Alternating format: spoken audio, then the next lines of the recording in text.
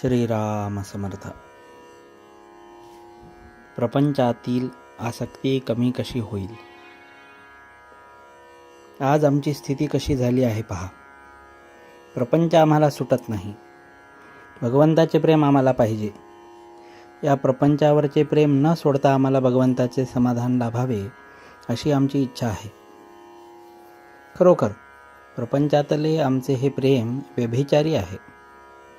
प्रेम ही वस्तू अशी आहे की ती एकाच ठिकाणी ठेवता येईल. एका म्यानात ज्याप्रमाणे दोन तलवारी राहू शकत नाहीत, त्याप्रमाणे आमचे प्रेम आम्हाला दोन ठिकाणी ठेवता येणार नाही. आमचे खरे सुख एका भगवंताजवळच आहे आणि ते मिळवण्यासाठी आम्ही प्रपंच सोडायलाच पाहिजे असे नाही.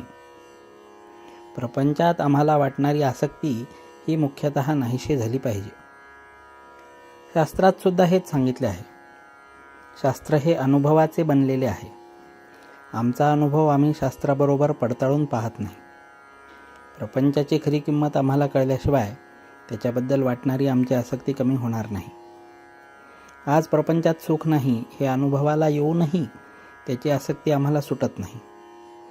ती आसक्ती सुटायला काय मार्ग आहे तो आम्ही पाहणे अगदी जरूर आहे. प्रपंचाची आम्हाला गरज किती आहे. एखादा मनुष्य फिरायला जाताना हातात काठी घेतो.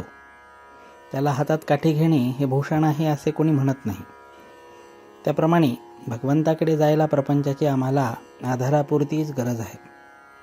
हा प्रपंच करीत असताना त्याची आसक्ती कमी होऊन भगवंताचे प्रेम येण्यासाठी शास्त्रांनी घालून दिलेली बंधने आम्ही पाळली पाहिजेत.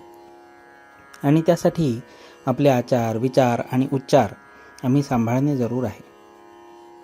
आपण आपल्या संस्कारांप्रमाणे वागलो तर निवृत्तीमध्येच जाऊ. कारण आपली प्रवृत्ती ही सर्व निवृत्तीपरच आहे, यात संशय नाही. आता यापुढे आपण रामाच्या नावाने प्रपंचाचा धंदा करूया, म्हणजे नफा तोटा त्याचाच होईल. प्रपंचात सदाचाराने वागावे. सदाचार हा मूळ पाया आहे. नीतिधर्माचे आचरण असावे. नीतिधर्माची बंधने ही आमचे विकार आवरण्यासाठीच आहेत. विचाराने अत्यंत पवित्र असावे. कोणाचा द्वेष मत्सर करू नये आणि दुसऱ्याचे अहित चिंतू नये. उच्चार तर फार सांभाळले पाहिजेत. नेहमी सर्वांशी गोड बोलावे. ज्या जिभेने आपण भगवंताचे नाम घेतो त्या जिभेने दुसऱ्याचे अंतःकरण कधीही न दुखावेल याची खबरदारी घ्या. अंतःकरण दुखावीत असताना त्याच्या ठिकाणी वास करीत असलेल्या भगवंतालाच आपण दुखवीत आहोत हे ध्यानात धरा. प्रपंचातले आपले मन आपण काढून भगवंताकडे लावावे. तसे करण्यात समाधान आहे. जानकी जीवन स्मरण. जय जय राम.